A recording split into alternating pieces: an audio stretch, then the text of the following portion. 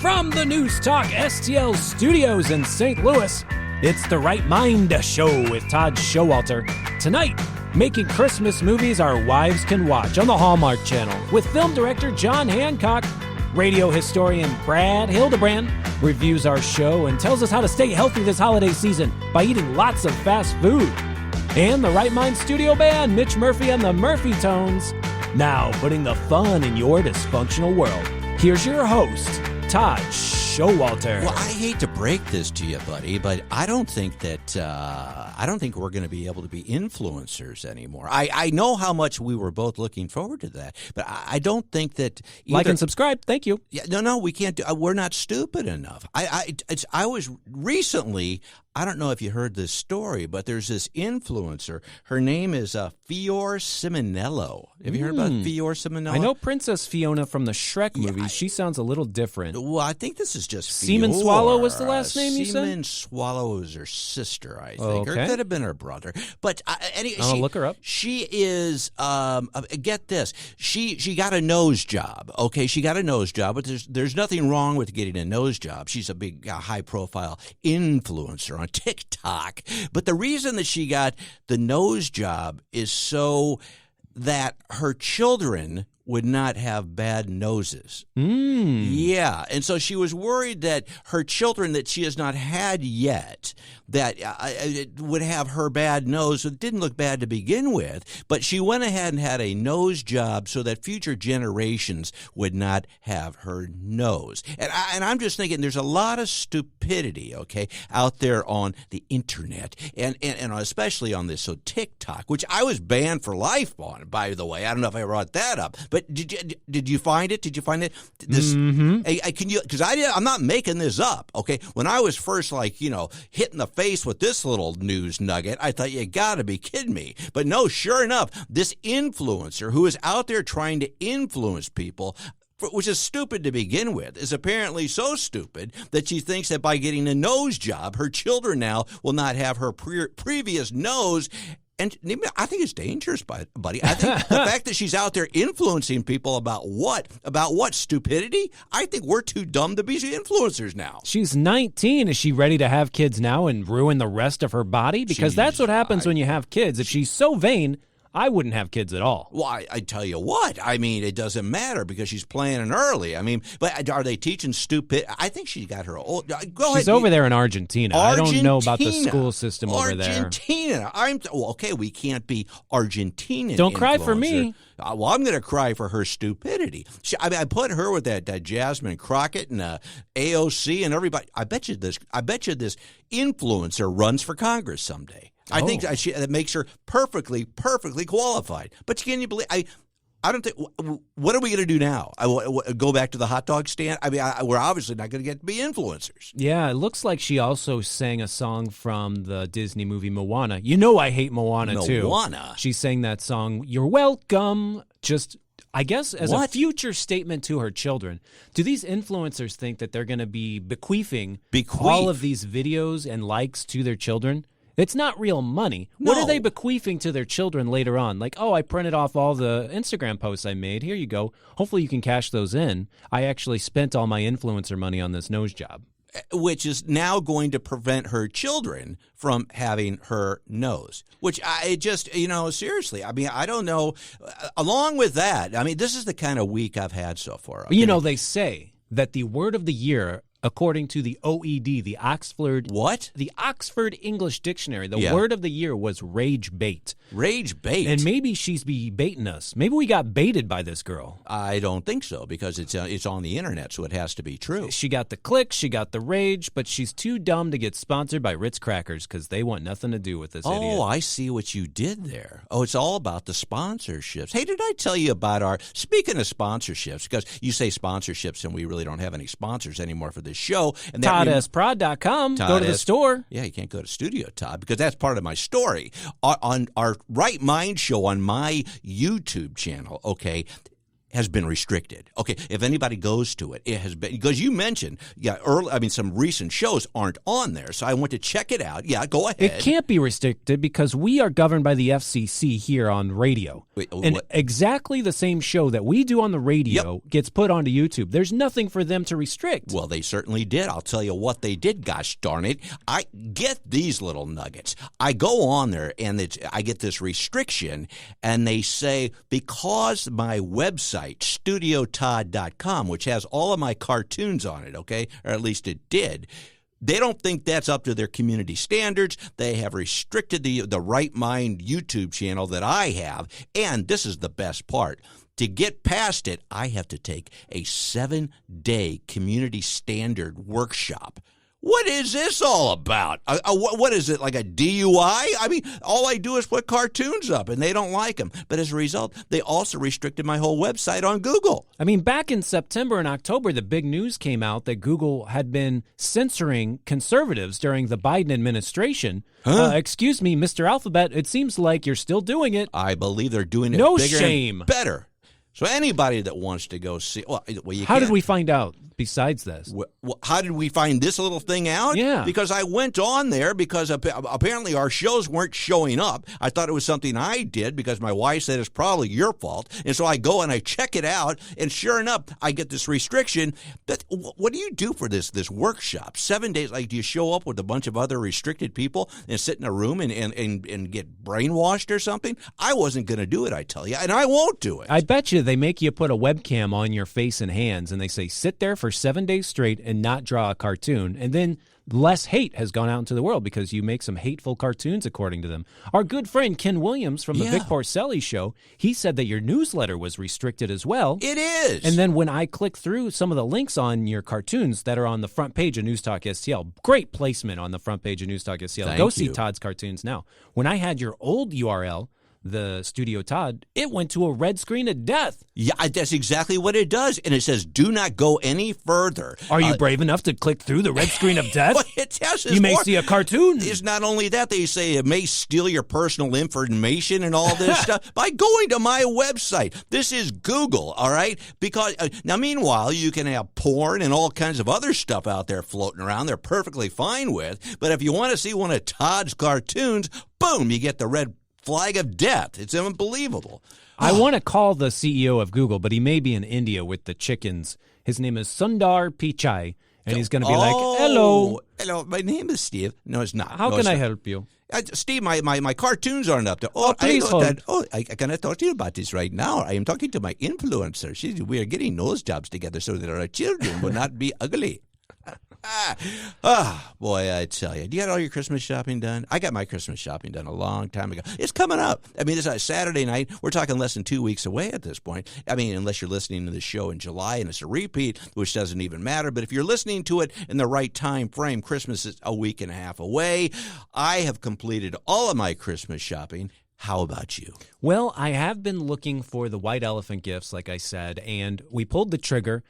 We do couples. We do couples with the girlfriend's family. So instead of buying gifts for everyone, you pull the name out of the hat and you have to buy a gift for the couples. Okay. And we got the cool couple. The cool couple is my girlfriend's sister and brother-in-law that go to all the Comic-Cons. They love going to Comic-Cons, getting autographs from the famous. Like communist? Yeah, of course. And so they love the movie Scream. Okay. And so what we got them was this LED mask. You put the mask over your head and your whole face is covered by an LED screen. And you can make anything pop up on there.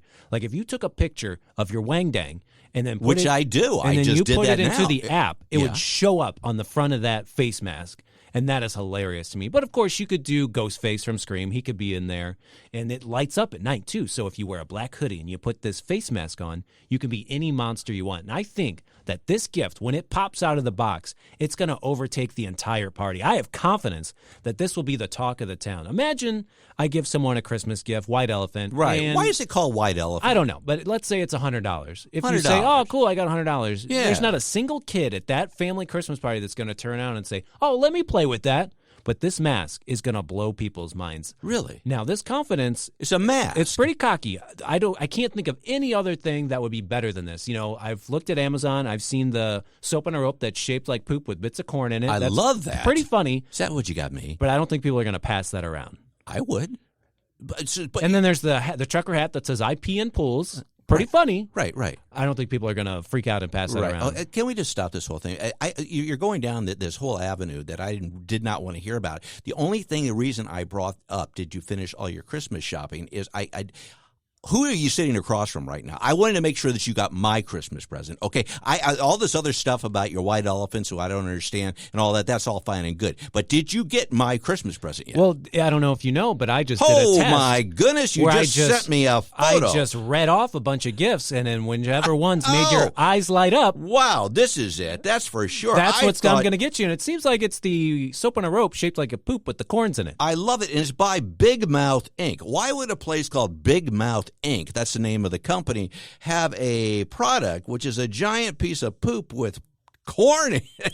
Well, I think the trick is that's your soap. We're on the radio. We're governed by the FCC. Yes. We shouldn't be banned by YouTube. But if we said the dirty word for poop, right, you'd have to wash your mouth out with the soap on a rope shaped like the poop. Oh, I love this. So this is what you got me. Well, now that I know your eyes light up when I say it, I'm definitely ordering. Before the show is over, I will be one-click Insta-buy. Well, I tell you don't have to do that. Just be good. That's why I used to always.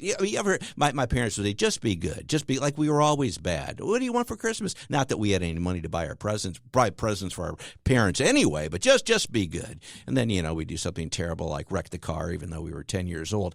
Yeah, it's right around the corner. I've got all my stuff done. Anything else going in your wacky world for the holidays? Because we talked about, because we're getting together. We did our big thing at the thrift store, which, by the way, you and I, we took the lovely Erica luncheon of thrifts, to the thrift store, and we let the girls, as we call them, buy anything they wanted from the thrift store. Throw it in the cart, baby. Don't even look at the price. Oh well, you did. It had to be under $2.95. Yeah, I mean, please look at the price. And everybody did you notice that? But everybody thought, oh, haha, that is so funny. We were serious. You posted the picture of our group photo in front of the jewelry section. Well, that's what we did. And on Facebook, it blew up like it was an inflatable snowman on the front lawn of some crazy Griswold house. People were making fun of it. They were poking. They said, oh, big spender. Right, hey, right. I'm Brad Hildebrand. Here's 10 Brad YouTube videos of Hildebrand, the big spender song being performed. Exactly. But people thought we were joking. I mean, I don't get it. I mean, I don't make fun of the holiday season. I mean, that's nothing to joke about. I thought that we were displaying our love as influencers, which we're not, to the masses to show them what we were doing for our lovely ladies on that particular day. And yes, it is a bit of a religious experience, too. We were there. It was the weekend. We were showing our respect to the St. Vincent, the one that we pray to, St. Vincent of de Paul. Right, yeah. Who is that one? What did he do? I don't know. Did he just take the stuff that fell out of Santa's sack? Because that's St. Nicholas. That's St. Nicholas. St. Vincent just picks up all the crap that falls off the sleigh behind him. And then if it's broken, who cares? If it's a used pair of snow boots, we will put it under glass in a locked case because those are the most valuable thing in this thrift store. Don't you find that funny? I thought, seriously, I mean, that is the best part. That's almost as funny as the security cameras at the dollar store, which is not the dollar store anymore. Which they use. They put up in the ceiling. They say it's a dollar store, but the cheapest thing in there's $1.50 now. That's a big scammery if you ask me. But they have security cameras in the dollar store. Okay, like, if I'm going to go rip somebody off, you think I'm going to go to the dollar store to do it? No, I'm taking canned hams from Aldi, buddy. That's what I'm doing. I'm not taking some crap from the dollar store. But yeah, in the thrift store, they have the glass case that, this is our if you want to see our precious and most prized trash, look into the glass case. Seriously, I told you about the painting that I donated. Do you remember the story? Mm-hmm. I got the kids together. We had this piece of cardboard in the garage, and it was just like, what are you going to do? I don't know. Let's just throw some paint on this thing. And so the kids, this is when they were little, like last year, we threw paint all over this piece of cardboard. It sat in my garage forever. Laura, my wife, who I can't bring up on the show, it ended up in the trash. I said, we are not putting this in the trash. We are donating it to St. Vincent. And you know what they did? They actually put one of their priciest price tags on it, $5, and somebody actually bought it. And not in a color that ever has 50% off. You walk in and they say 50% off all the red tags. I can't find a red tag in the place. No, you can't. No. And but my painting somewhere, that's not even a painting. It's a piece of cardboard with paint splattered all over it as a joke, just because the kids had nothing to do is probably hanging over somebody's ottoman in their living room. St. Vincent de Paul, born in 1581. He's a French Catholic priest known as the Apostle of Charity and the Father of the Poor. Wow. So I guess we're praying to a French Jesus or something. I don't feel too good about that. French Jesus. Hey, now you were I like my American Jesus. You said French, and that because my mind wanders sometimes. But French reminds me of FIFA, which is like that's the soccer. Isn't that the soccer league, the FIFA, or is it FIFA or Fifi? Is it? I think in Creve Coeur I live off Fifi, right? You live off Fifi and FIFA, so but you don't play soccer there. So I want to be a soccer player, Mr. Williams. But you were just talking about that you the Fédération Internationale de Football Association, right? That one, but that's. IFA, right? the FIFA. And they just gave Donald Trump like the Nobel Peace Prize for soccer balls or something like that. But you said that your tickets. For some reason, you weren't allowed to buy tickets to the gay match. What is the gay match? In FIFA, they're having the World Cup here in America. The World Cup, and they're having the gay match in Seattle. Gay match, and they specifically invited the least gay countries that you could think of. Do you have a guess? The Middle East, right? Yeah, I believe so. So it is going to be Egypt and Iran. Egypt playing in the gay pride match in Seattle. Iran throws like gay people off of buildings. Yeah. And this is the gay match. I don't know if it's a super troll that Seattle's trying to pull with their progressive policies, but I tried to buy tickets and they said I am not gay enough. Well, I mean, growing up, I heard it all the time. I thought I'd qualify for this match. Really? Well, but they have Iran playing in the gay match that'll kill people. So if they show up to watch the game, they're probably going to behead them or throwing them all off of buildings or something like that. They're very upset about this. Well, that's not going to be good for that's the guy here in St. Louis that just wore the MAGA hat. I mean, they threw him out of the game. The St. Louis Soccer Club. Soccer. Yeah. Well, this you show up, and my gosh, if they're going to do something terrible like throw you off a building. Mm-hmm. And now the U.S. is saying that anyone who tries to come to America from another country to watch the gay match,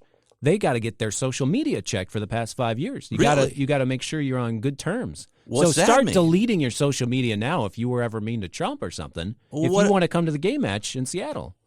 What if they have my cartoons from StudioTodd.com on? Banned. No, banned? It depends. I don't know who's in charge of the AI checking of everyone's social media. There's no way Trump is going to stay up all night just scrolling through looking for, threats against Charlie Kirk. Well, we can only hope. Well, maybe not.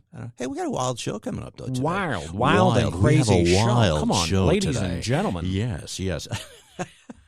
We got John Hancock on the show, not the guy from the Declaration of Independence. This is film director John Hancock. He goes way, way back. He's done a lot of big films that you probably know about, but didn't know that he actually was involved in it. But, Prancer, the big holiday classic, the original back from the 80s, he did that one. And so we're going to talk about that. We were trying to actually get some tips on how we could make a Christmas movie that our wives would watch. They want nothing to do with what we do in our free time. But if we could get a holiday classic movie on Hallmark, right, the wives would watch it. We were thinking maybe Prancer. Prancer. That's what you mentioned. Let's talk a bit. Maybe when he comes on, I don't know if he's still directing films, but if he is, he can give us some tips. And if he isn't, we can hire him to direct us in the new the Prancer movie for Hallmark. It's a gay movie where we marry a reindeer who's part of Santa's sleigh. Oh, yeah. And then because Santa's the king of the North Pole, I guess you become part of the regal lineage of blood. And they always marry princes in these Christmas movies on Hallmark. So I was just throwing that out there. And then they're all inbred, and when they're all inbred. Yes.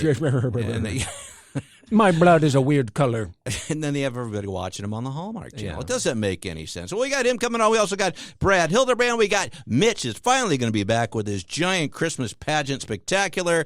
Brad Hildebrand, he is a radio historian. He's got his fingers in every single pie in radio in St. Louis. It's kind of weird how obsessed he is with all of the radio stations. We got to find him and see if he will give us a rating on our show. If he's listened on every episode this year, this is the best time because it's the end of the year. Yeah, right. He can give us a star rating on whether we're worthy of submitting to the Missouri Broadcasters Association. Yeah. And if we'll have a chance at even winning. If he doesn't think we have a chance, why even submit? Well, if he doesn't give us a good rating, we just cut his whole segment. That's what I say. We're going to find out that and more when we come back. In the meantime, I am Todd Showalter, along with my bestest buddy in the whole world, Joey V. This is The Right Mind Show. We'll be right back. Coming up next on The Right Mind Show with Todd Showalter, director of the Christmas movie classic Prancer, John D. Hancock.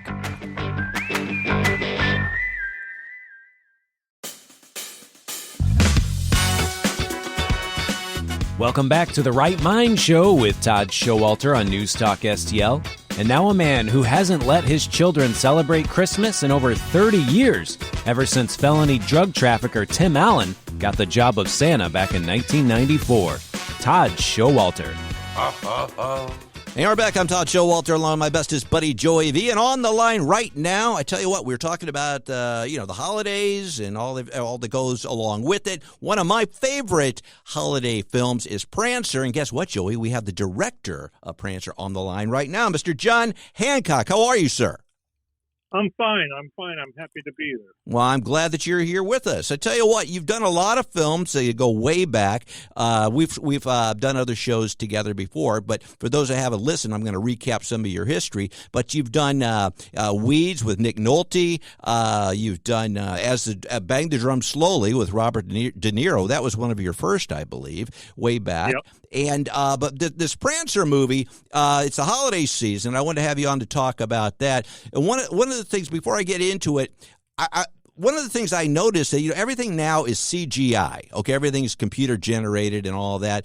But what I found fascinating about Prancer is that when you shot this movie, that it was actually a live reindeer, wasn't it? Oh yeah. We tried to have CGI for the last shot. We spent a lot of money having an actual flying reindeer created. Right. Okay. And the editor and I thought it was fabulous, but the studio thought it was gross.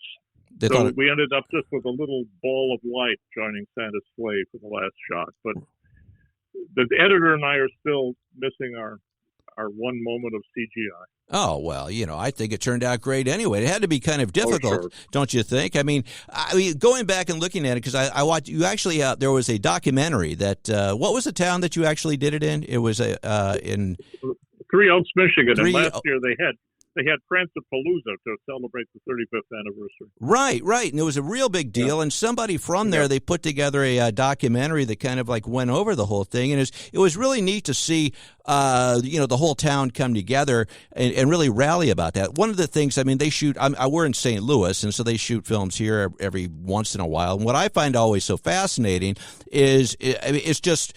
It's like the Super Bowl has come to town or something like that. It's not like I know. It was a big deal. I mean, there are places in this country where they're so happy to have you shoot a movie. Right. Okay. Well, it's a classic movie. What's it like to have?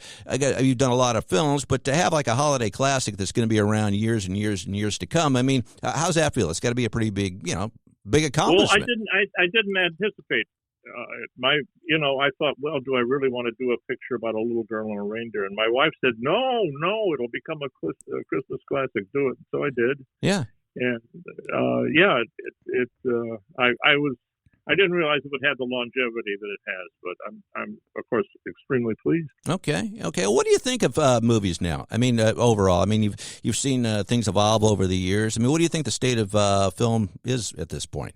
Well, it's not the happiest time for the movie business. I mean, obviously it's too many superhero. We're saturated with superhero movies and sci-fi, and but it'll change. It changes all the time. Someone will do some pictures that appeal to adults, and then they'll be wanting to do that again, I think.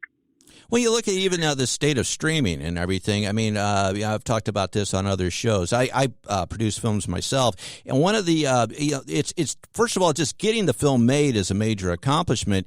But now we've got stuff that it's going straight to streaming, and as you mentioned, like the superhero stuff, those are like the tentpole films, as they call them. I mean, and so those are meant to sell out the theaters and things like that. But I said on an earlier show, I really doubt that you're just going to see mainstream comedies or things like that go to theaters anymore. They seem to be just destined right for streaming. I mean, what do you think of that? I'm afraid it could well be true. I hope it's not. But because, it's such a difference to see a comedy with a crowd. Mm-hmm. Oh, yeah. People find laughs. They find what's funny for each other. Sure. And you see it with a group of people, and it's much funnier than when you see it at home. No, I totally agree. Yeah.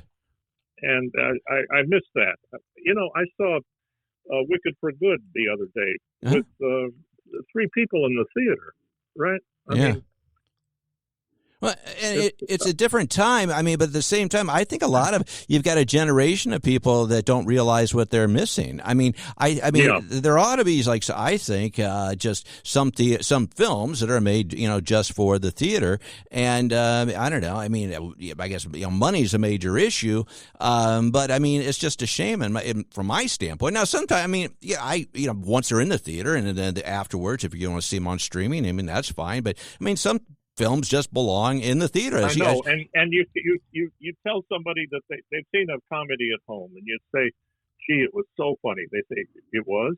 Yeah. And you try to convince. Well, if you'd seen it in the theater, maybe you'd think so.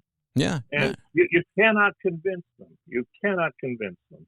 Yeah. No, it's true. They saw what they saw, and I probably would share the same thing. I mean, there are certain things that I've just seen at home, and I couldn't really see the point of them, and I'm sure they were much funnier in the theater. Well, I mean, you've worked with a lot of different actors. You've worked with a lot of, on a lot of different films. I mean, who are some people that, are certain people that you'd still like to work with, or what have some of the highlights been? Obviously, I had a wonderful time with Nick and Bobby De Niro, and I mean, Sam Elliott on Prancer. I mean, I do love good acting. Mm-hmm. Sure. Well, that's how you started. Joe, I had a wonderful cast on Weeds. We just the Weeds negative was lost for decades, and we just found it recently, and it's been re-released. And I just had a screening in New York and one in California a week after last, and it was wonderful to see. I mean, Joe came and Nick came, and the picture still works. I was very, very happy with the cast. Right. Okay. Well, that when was that made? It was late 80s, wasn't it? Yeah, 87. Okay. All right. And you wrote, and because didn't you write? You wrote. Yeah, wrote it. I co-wrote it with my wife at that point, Dorothy Tristan, and directed it. Yeah. Okay. Okay. Well, it's okay. So you again, you built you worked Nick Nolte. I mean, you've worked with a lot of people that still even now, like yourself, have withstood the test of time. What do you think? What do you think that takes? I mean, because you have some people that don't. I mean, what do you think? What is the secret, in your opinion, in having a long career in films today is? Oh, I just think stubbornness and dumb go-ahead, and you have to have your pictures make money is the secret. Well, sure, right, so, yeah. If you lose people too much money on too many projects, I mean, there's a wonderful producer. He actually was a disaster, named Elliot Kastner. Did one very successful picture, Where Eagles Dare, and then he did, I think, 45 flops. People said, "Don't let him on the studio; he'll talk you into doing something." Yeah. But he managed to bring off a whole bunch of more pictures on the basis of that one. Again, my wife is always saying, "Oh, let's go to the movies." I go, "It's either a cartoon or a Marvel movie." And I've seen. I don't want to see a cartoon. I mean, I do cartoons, but I don't want to go watch one on a screen. And it just seems like those are the ones. And again, you're right. It is money, because those you're going to pack those with the kids. You're going to pack those with the people that have the following. But it's just, I mean, what do we do? Do you think there's going to be art houses? Do you think there's going to be certain theaters that just cater to? I guess so. When they opened Let's Scare Jessica to Death and Bang It Up Slowly, they platformed them. They opened in New York in 1 or 2 theaters, and then 4 or 5 weeks later, they opened in 15 theaters up the East Coast, and then a month after that, they opened across the country with 1,000 prints.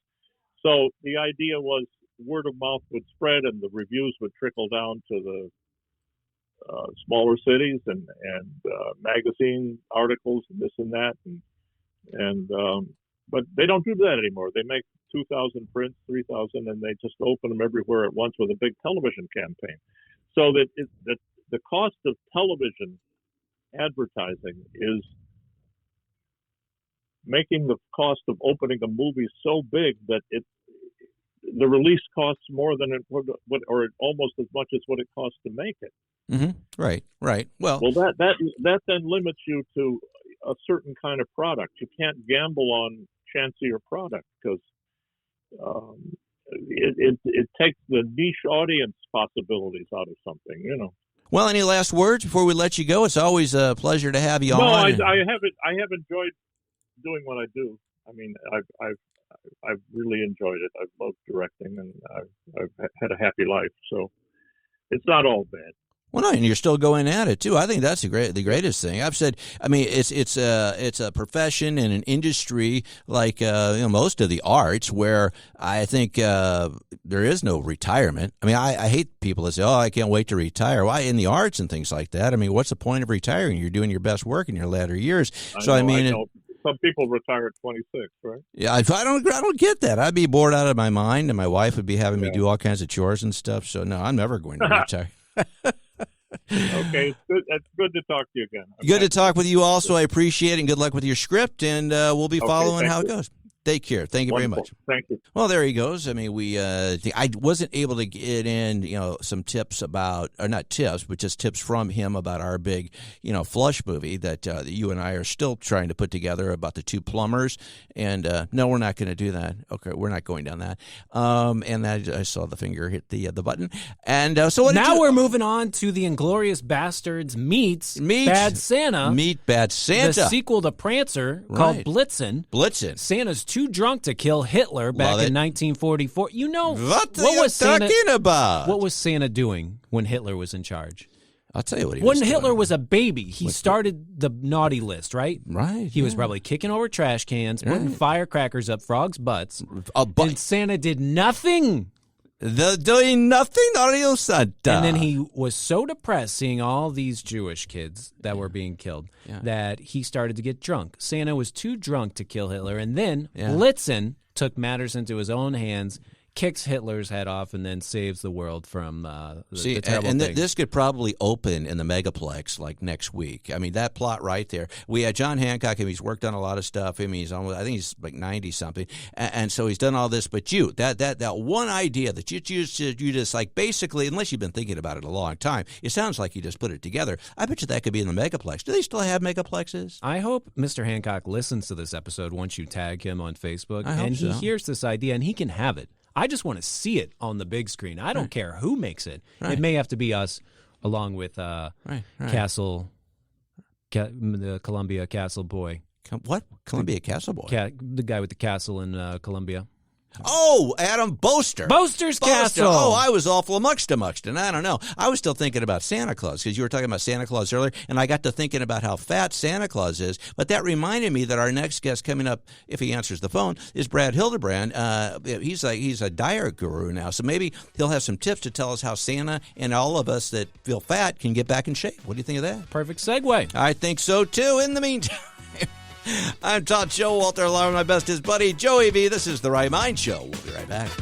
Coming up next on The Right Mind Show with Todd Showalter, diet guru and radio historian Brad Hildebrand.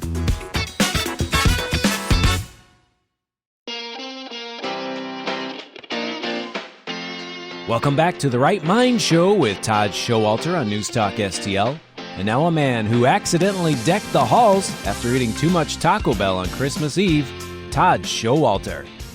Hey, we're back. I'm Todd Showalter, along with my bestest buddy, Joey V. And now, we were just talking about Santa Claus and all kinds of other, fat-related people and stuff like that. And during this holiday season, people are going to want to know how to get back in shape, actually after the holiday season. So what better person to tell all of us, explain to all of us how to get in shape than the master of the fast food diet himself, Mr. Brad Hildebrand. How are you, sir? I see your guys post all the time. You have some very important guests. You must be slacking to have me on twice now. What's the deal, dude? No. This is all we care about our listeners' health, okay? And during the holiday season, we see a lot of people putting away too many snowballs, snickerdoodles, things like that. And I tell you what, anytime I see somebody reaching for the fudge, I push him out of the way. Say, do you not know who Brad Hildebrand is? I mean, he could guide you in the right. He could guide you to the light to not be a fat slob anymore with the fast food diet. And they don't know what the hell I'm talking about. I'll tell you my quick story. When I graduated from high school a long time ago, I weighed 162 pounds.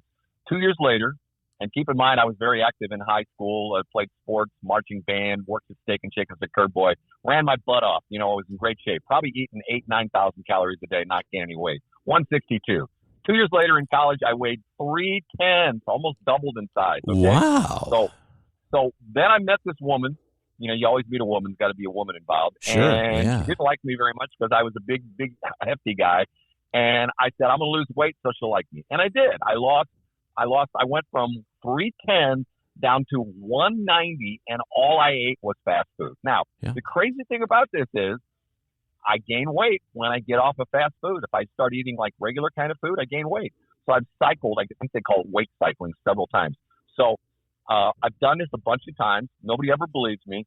So 5 years ago, I did a thing online. You can still see the website, the fastfoodmediet.com, right. where I every single day for like 90 days, all I did was eat fast food, and I documented. I put a video, showed what I had. I had a chart on there that showed my daily weight loss, the whole bit. Okay. Mm-hmm. So recently, I put together the fastfoodmediet.com, so you can actually buy my diet program and go to fastfoodmediet.com. And I know I hear it all the time. People go, "Isn't that not healthy?" Blah blah blah blah blah blah. I'm an old guy. Okay. Believe it or not, I just recently had some lab work done. My cholesterol was great. And to the point where I've not had a heart attack, and I'm right around. I'm actually a little bit heavy right now. I'm at about 205. My ideal weight for me is about 195. But once again, I haven't stayed strictly on my fast food diet. And, it's crazy because the bottom line, guys, is it's all about portion control. And portion control keeps fast food places in business because of the fact they watch their bottom line so carefully. No pun intended, but they watch their financial bottom line very carefully. And they don't do that by giving away a quarter pounder that's a third pounder. You know what I'm saying? Oh, yeah, I do. Also, what about, like, say, Taco Bell? Could that be the fact that that's actually a laxative? Could that be part of it, too? Taco Bell is in my program. Matter of fact, if you buy the program, I list when I lost all my weight the last time when I did the video 5 years ago, my main places were McDonald's, Wendy's, Freddy's, and Culver's. Okay, and all right. That's primarily where I ate. Now, I'm not a big Taco Bell guy, but if you read my program, I've included Taco Bell. And for people who are outside our listening area in the St. Louis area, there are some regional places that if you contact me, I can get you information on the various places because, we do have places that around the country that we don't have here. Like, for example, In-N-Out. Maybe we'll get In-N-Out. And Whataburger. Didn't Mahomes bring Whataburger into Kansas City? Didn't he bring that in there? Wasn't that the thing what he wanted? Was Whataburger? No, I don't think he had enough money to. I think he couldn't get the loan. Yeah, I think so. But he may have. I don't really follow him. I'm not a big Chiefs fan. Do you like the Chiefs, Brad? I mean, everybody's, Chiefs, we're in Missouri. It's so what? Missouri's a huge state. You know why I don't like the Chiefs? Because they got to be kind of like the snot. They reminded me of the New England Patriots now. Remember how we all hated the Patriots because they were always like not America's team. That was Dallas. But everybody, he had Tom Brady and all the goody two-shoes, all that, and they always got the easy breaks. That's the Chiefs. So I'm the only guy in Missouri that doesn't like the Chiefs. So now the fact that you brought up Mahomes and this whole thing about his fast food thing makes me just want to just hang up on you, but I'm not going to. I want to hear more about what you have to say. Hey, Todd, can I tell you, can I go on a tangent for a minute? Wait, I have to first. No, I just did. Okay, talking about the Chiefs, I'm going to tell you a story that I've told a few times. Okay. My one station, I'm in the radio business just like you guys are. My one station, which was a sports station at the time, one day I got a call from a guy by the name of Dan Israel. This is going back like 2012, 2013. Right. Dan Israel at the time ran the Chiefs radio network in Kansas City. And he said to me, would you be interested in running the Chiefs here in St. Louis? And I said, sure. But he said, there's a rule. And there is a rule in MLB and an NFL that you can't have what they call an out-of-market broadcast. For example, in St. Louis, we couldn't have a radio station that's running the Cubs broadcast, okay? Okay. So I said, what about the out-of-market broadcast? He said, I've cleared this with the Rams. And matter of fact, between you and me, The Rams will be leaving St. Louis in the next 2 to 3 years, and that's why we want to establish a beachhead in St. Louis, and you're it. Wow. And I told everybody, I go, hey, the Rams are leaving St. Louis, and to the point where if you want, it's on my Facebook page, I went to the very last game, which was a Thursday night game, December, I can't remember what the year was, 2016, 2017, something like that. Right. And I said on the air in my own radio show, I'm going to the Rams game tonight. It's the last home game ever, and I'm going to get in for free. I made a sign. I stood out in front of the stadium. I said, hey, I would want to see the very last home game of the Rams, and I want a free ticket. And I had people come by, oh, they're not leaving town. I go, no, they're leaving town. So you knew. I went in and saw the game, and that was the very last game. And the sad part of it was the stadium was half empty. And here's the bizarre part of it. You knew it was the last game because they were giving everything away for free. Free hot dogs, free sodas, free chips, free nachos. You couldn't get free beer because that's against the law. But everything was free, and nobody believed me. And so, and what's funny about it is, you know who Randy Carricker is, right? Of course I know Randy. Randy's actually a good guy. Yeah. A great guy. Matter of fact, it's a funny story. When I taught at Lindenwood, believe it or not, I taught college. He was one of my students back in the day, so that's a little footnote of history. Wow. But I even told Randy Carricker, and he didn't believe me. Nobody believed me. So now, I tell you things, believe me. And that's why I'm saying, here's a nice dovetail. Buy the fast food diet, fastfoodmediet.com. How's that? That worked perfectly. Yeah, and you're going to help all those fat people during the holiday season. Oh, I don't want to talk diets or football anymore. We're going to take you down like an avenue now that's really close to joy in my heart here because, as you well know, I mean, we have been denied. I mean, I won't just say, didn't win, but we have been denied the Missouri Broadcasters Award for how many years now? 3 years. 3 years. And we know it's just, it's personal. I mean, play is what it is. It is totally pay to play, and it's all that. We know that. And we don't. I think awards are silly anyway. Who cares? Who cares is what I say. But I mean, what? And so you being the historian, like the authoritative figure in radio and all that, what do you think from your standpoint? What do we have to do, my friend, to finally take home this piece of worthless? What do we call it? It's wood stapled to plastic. Wood stapled to plastic that we could probably put. Where would we put that? Actually, it would be in the front office here when you walk in. Something like that. What is it going to take for us to actually bring home that? Do you call it hardware or software? I mean, no, software is a computer. I mean, what is it going to take for us to actually win this thing? Can I give you guys a compliment? And I mean this sincerely. Okay. I see the stuff you do on social media. I see all the crazy pictures and things like that you take. See, this is the interesting thing. You guys are doing what other radio people should be doing. I don't see Vic Porcelli doing the crazy stuff you guys are doing. Mm-mm. I don't see what's that guy, Jamie Allman, those two guys in the afternoon, and I don't see Jeff or Joe doing crazy stuff.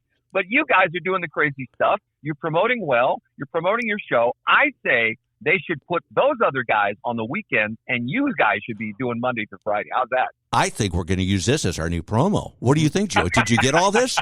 I think this is. Hey, can you be our manager now? I think that's a great idea. Will be. We actually introduced you as St. Louis radio historian Brad Hildebrand. We did, but now we're going to call you St. Louis radio guru. I love this idea. Wow. Can I give one more plug? Actually, two more plugs for stuff I'm working on. Oh, you're our best friend now. We're going to keep playing that little promo thing that you gave us all over and over again.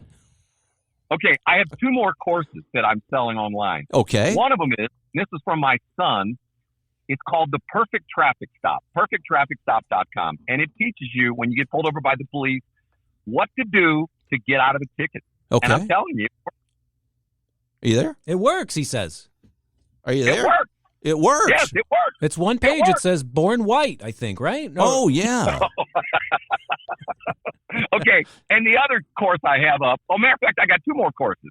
The other one is there's all these podcasters nowadays, okay? Yeah. I say be a radio person. And my other course is called stepuptoradio.com, and it takes podcasters, which I think you guys used to do. Didn't you guys used to do a podcast only? No, we've always That's been. beneath us. Yeah, we don't do that. That's beneath. We went straight to mainstream radio. We had a blog.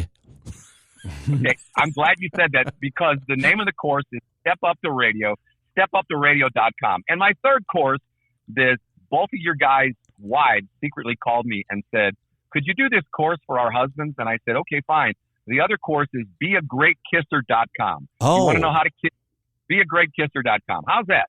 That is one. Now, do you give like lessons on how to do this with people's wives? Not with their wives. It's just a course on how to kiss. Come on, everybody needs to know how to kiss better. Well, I always practice on my arm, but I do that in public, and people think I'm really weird. We're out of time, buddy, but I tell you what, it's always a thrill and a joy to have you on. I tell you, you really brought some Christmas joy to me today with all these accolades that you showered us upon us. You know, I don't even care the fact that I'm gaining weight and need a fast food diet now, because there's just be more of me to love now. Hey, I'm telling you, and if the bosses are listening, Jeff and Joe, put these guys on during the week and take some of those other numbskulls off. Like that Vic Porcelli, take them off. Put these guys on instead, okay? Sincerely, you guys do a great job. I love listening to your show, and I do listen. I think you do a great job. I really do. Thank you, my friend. On my station. I tell you what. Listen, I've been on your show before. Let's do it again, and we'll just become one big happy family. You know, kind of all inbred, blue bloods, right? Well, thank you for joining. Thank you for being with us, buddy. We'll do it again soon, okay? Bye, guys. Thanks. Bye-bye. I got to tell you, I hope that you got all that we can turn into our promo. We are like the best thing on the radio, apparently. Did you know that? He's the happiest guy on radio. Usually people who do this thing are just miserable. Oh, I tell you, he eats fast food diet. He's he's getting in shape. He's listening to good radio like our shows, and he's also, he's bashing people like we do. I think maybe he wants to have a third seat here. What do you think? I think that after the Trump MRI and now Brad Hildebrand's diet, we need to buy stock in McDonald's because the country's becoming a better place already. Well, I've had a dang good time today, and I'm going to keep this holiday spirit going. I don't know what I'm going to do to, share that, but I guarantee it'll be embarrassing, okay? Yeah, let's boycott the Christmas party tonight. If you're not invited, I'm not going. I am actually, okay, one last little segment here. I am invited, but I can't make it because I still can't drive at night because of my eye surgery that I'm recovering nicely from. It's all coming back to clearly and everything else. Thank you, doctors that took care of that. But I can't drive at night yet, and I don't have a ride here because my lovely wife, she's under the weather. And so and Joe says, well, why don't you get an Uber? But I think an Uber costs more than a quarter, doesn't it? Yeah, and it sounds like those toothbrushes we got from St. Vincent de Paul got her sick. We should have gone brand new. I don't know why we went used. They cost more, though. That's just it. But the used ones, not only they were antiques, okay, even though they were like a dime, which I didn't even know they were, charged. I thought dimes went by like the penny. I didn't even think they had them anymore. But I thought, well, at least they're antiques. But yeah, she does. And she has like gingivitis really bad, and she's hacking up hairballs, I think. So I don't know. It's just not pretty. What's the point of her getting her hair done if she can't be showing herself off? Why don't she get today? I don't know. Well, I've had a good time. Great time. She's really going to love this closing. Anyway, you know what I always say, don't you? Yeah, I'm going to say it with you. Let's do it. If you don't have a right mind, you don't have a mind at all. Until next time. Bye-bye. Thanks for tuning in to The Right Mind Show with Todd Showalter. To find out about all things Todd, go to toddsprod.com. We will see you next Saturday night at 5 p.m. right here on 101.9, 94.1 News Talk STL, and always streaming online at newstalkstl.com.